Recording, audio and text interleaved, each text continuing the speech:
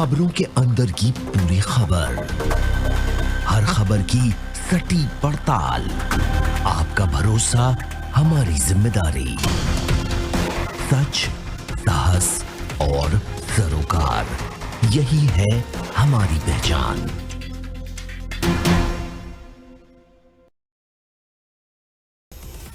नमस्कार, स्वागत है आपका। आप देख रहे हैं प्राइम टीवी। करते हैं शुरुआत बुलेटिन के साथ। आगरा के कोठी मीना बाजार में भाजपाइयों ने भूमि पूजन किया। इस भूमि पूजन को करने का भाजपाइयों का मुख्य उद्देश्य सीएए के समर्थन में 23 जनवरी को शहर में होने वाली रैली और राष्ट्रीय अध्यक्ष जेपी नड्डा का पहली बार यहां आना है। जेपी नड्डा यहां रैली करने के साथ जनसभा को भी संबोधित करेंगे। वहीं भाजपा के नगर अध्यक्ष ने सीएए को लेकर जानकारी देते हुए कहा कि सीएए देश में पहली बार नहीं हो रहा है। इससे पहले भी गांधी जी ने दूसरे देशों के अल्पसंख्यक लोगों को भारत आने की बात कही थी। गांधी जी के इसी अधूरे काम को पूरा करने के लिए ये अधिनियम बनाया गया है। नागरिकता संशोधन अधिनियम 2019, इस अधिनियम में देश में पहली बार नहीं, छठी बार संशोधन हो रहा है और उसका सिर्फ एक ही मुद्दा है कि शरणार्थी जो देश में अल्पसंख्यक के रूप में बांग्लादेश, पाकिस्तान, अफगानिस्तान, श्रीलंका, जहां पर परेशान हैं माताएं बहनें, हमारे लोग, गांधी जी ने कहा था देश की आज़ादी के बाद वो जब भी स्वेच्छा से आए भारत में नागरिकता मिले, उन्हीं गांधी जी के अधूरे कामों को पूरा करने के लिए ये अधिनियम बना है। ये CAA की यहाँ के समर्थन में 23 जनवरी को बहुत विशाल रैली होने जा रही है। हमारे भारतीय जनता पार्टी के राष्ट्रीय अध्यक्ष माननीय जेपी नड्डा साहब और हमारे माननीय मुख्यमंत्री सहित अनेक नेता इस सभा को संबोधित करने वाले हैं। अमेठी में गौरीगंज रोड के पास ट्रक और एक गाड़ी की आमने सामने जोरदार टक्कर हो गई। इस भीषण टक्कर में गाड़ी सवार एक ही परिवार के 6 लोगों में से 5 की घटनास्थल पर ही मौत हो गई, जबकि एक व्यक्ति गंभीर रूप से घायल हो गया। वहीं मौके पर पहुंची पुलिस ने घायल को इलाज के लिए जिला अस्पताल भेज दिया, लेकिन रास्ते में ही घायल व्यक्ति की भी ले जाते समय मौत हो गई। बागपत के बड़ौत कस्बा में बेटी बचाओ बेटी पढ़ाओ साप्ताहिक अभियान मनाया गया, जिसमें 12 से अधिक स्कूल के बच्चों ने रैली निकाली और बेटियों के प्रति लोगों को जागरूक किया। इस रैली का शुभारंभ जिलाधिकारी शकुंतला गौतम ने हरी झंडी दिखाकर किया। इस कार्यक्रम के दौरान उन्होंने बताया कि इस रैली के जरिए आम जनमानस को बेटियों के प्रति जागरूक किया जा रहा है। बेटी बचाओ बेटी पढ़ाओ कार्यक्रम का जो कार्यक्रम है वो 20 तारीख से शुरुआत हुई है। 20 से लेकर 26 तारीख तक इन कार्यक्रमों को किया जा रहा है। वो जनपद स्तर पर, तहसील स्तर पर, ब्लॉक स्तर पर और ग्राम पंचायत स्तर तक की सभी जगह ये रैलियां आज निकाली गई। इसका मुख्य उद्देश्य है कि समाज में जो है बेटियों के प्रति जो है सोच बदले। फर्रुखाबाद में गंगा यात्रा की तैयारियों का जायजा लेने के लिए प्रभारी मंत्री मुकुट बिहारी वर्मा ने कलेक्ट्रेट सभागार में बैठक की। बैठक में डीएम सहित तैयारियों से संबंधित कई उच्च अधिकारी मौके पर मौजूद रहे। इस दौरान सभागार के बाहर फरियादी डीएम से मिलने के लिए भटकते रहे, लेकिन उनसे मुलाकात न होने की वजह से कुछ फरियादी सभागार के गेट पर ही धरना देने के लिए बैठ गए। धरने पर बैठे लोगों को देखते हुए पुलिस ने उन्हें समझा बुझाकर शांत करवाया। वहीं बैठक में मंत्री ने कहा कि गंगा यात्रा के लिए मंच बनेंगे और कई कार्यक्रमों का आयोजन होगा। प्रत्येक गांव में गंगा चौपाल लगाई जाएगी। सड़कों पर बनने वाले भव्य गेट से गुजरकर लोग मंच पर जाएंगे। गंगा यात्रा की जो वो निकल रही गंगा यात्रा, वह आपके जनपद में 3 विधानसभाओं में और 60 गांव से गंगा जी गुजरती हैं। उन सारे स्थलों पर कार्यक्रम होंगे। लखनऊ के घंटाघर में सीएए को लेकर विरोध प्रदर्शन चल रहा है। घंटाघर में हो रहे इस प्रदर्शन को दिल्ली का दूसरा शाहीन बाग माना जा रहा है। बीते दिनों पुलिस ने यहां प्रदर्शनकारियों के कुछ सामान को जब्त कर लिया था। अब एक बार फिर से घंटाघर के बाहर पुलिस एक्शन मोड में नजर आ रही है। डीसीपी विकास चंद्र और एसीपी दुर्गा प्रसाद ने भारी पुलिस बल के साथ मोर्चा संभाल लिया है। डीसीपी के निर्देश पर पुलिस प्रदर्शन कर रही महिलाओं के पास से पुरुषों को हटाने का काम कर रही है।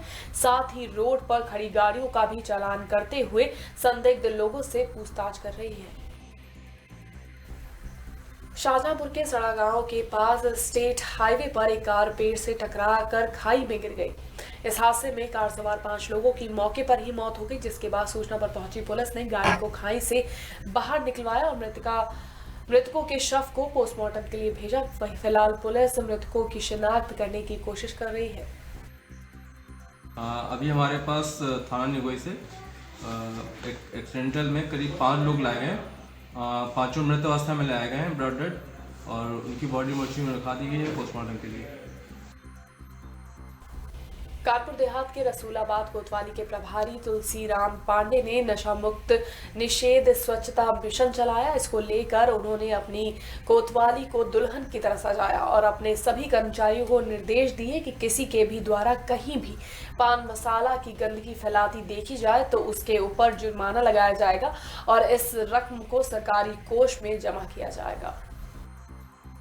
ये बात बिल्कुल सच है कि जितना नुकसान आज आम समाज को और नौजवानों को एक लत से पड़ी हुई है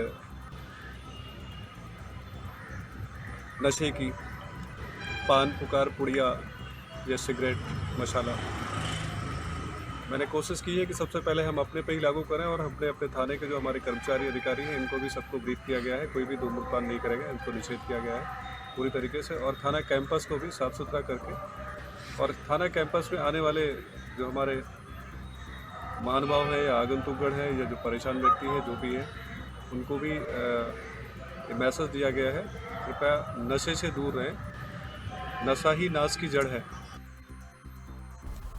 हमीरपुर में एक निजी स्कूल के हॉस्टल से 3 बच्चों के गायब होने के बाद स्कूल प्रशासन में हड़कंप मच गया। विद्यालय प्रबंधन के मुताबिक गायब हुए तीनों बच्चे 1 लाख रुपए कैश के साथ हॉस्टल की बाउंड्री वॉल कूदकर मुंबई के लिए फरार हो गए, जिसके बाद इस घटना की सूचना परिजनों और पुलिस को दी गई। फिलहाल मौके पर पहुंची पुलिस ने सर्विलांस के माध्यम से तीनों बच्चों को बरामद कर लिया है। बता दें कि इस पूरे प्रकरण ने विद्यालय के हॉस्टल प्रबंधन पर सुरक्षा व्यवस्था को लेकर सवालिया निशान खड़े कर दिए हैं। ये थाना कोतवाली क्षेत्र में जयपुरिया स्कूल है, उसमें परसों रात ये सूचना मिली थी कि कुछ बच्चे जो हॉस्टल में रहे, 2 बच्चे हॉस्टल में रहने वाले और एक डे स्कॉलर, ये तीनों के तीनों छात्र 9th क्लास के स्टूडेंट्स थे। ये वहाँ से भाग गए।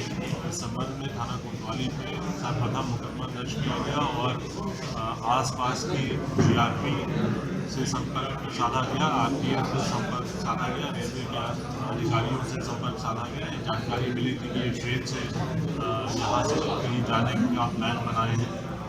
इनमें से एक बच्चे को लखनऊ से बरामद कर लिया गया और 2 बच्चों को, जैसा मैंने बताया, GRP और RPF से कोऑर्डिनेट करके और परिवारजन के सहयोग से इन्हें राजस्थान में रिकवर करके वापस लाया जा रहा है।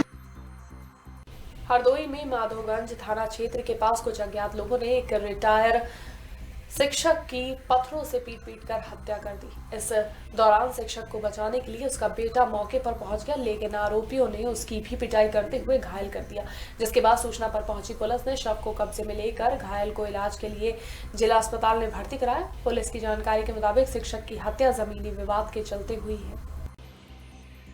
झांसी में नवाबाद थाना क्षेत्र के इलाहाबाद बैंक चौराहे के पास रहने वाली एक युवती की सरेआम मंचले युवक ने पिटाई कर दी। पीड़िता का कहना है कि युवक उसके साथ छेड़खानी करता था और जब उसने विरोध किया तब युवक ने बीच बाजार पीड़िता को मारना शुरू कर दिया। बता दें, ये पूरी घटना सीसीटीवी कैमरे में कैद हो गई। वहीं जब पीड़िता इसकी शिकायत लेकर थाने पहुंची तो पुलिस ने बिना कोई कार्रवाई करते हुए मामले को रफा दफा कर दिया। ये 2 हफ्ते से मुझे परेशान कर रहा, मेरे घर में घुस रहा जबरदस्ती, जहाँ जहाँ जाओ पीछे पीछे चला आता है, कहता है कि मेरे जाके रिपोर्ट कराओ तो मैं तुम लोग को मार के फेंक दूंगा। इससे पहले हम इसकी रिपोर्ट करा चुके हैं। फिर मुकदमा वापस लेने के लिए ये कह रहा था कि हमें अगर नहीं छुड़वाया तो हम तुम्हारे घर वालों को मार देंगे, क्योंकि हमें जेल तो वैसे ही जाना है और कुछ करके दिखाओ हमारा है। और फिर कह रहा हम तो पीछा नहीं छोड़ेंगे, हम तो आएंगे और घर में घुसेंगे, मारा पीटी करेंगे। और ये आज भी आया, इसने मुझे बुलाया, फिर मारा पीटी करने लगा।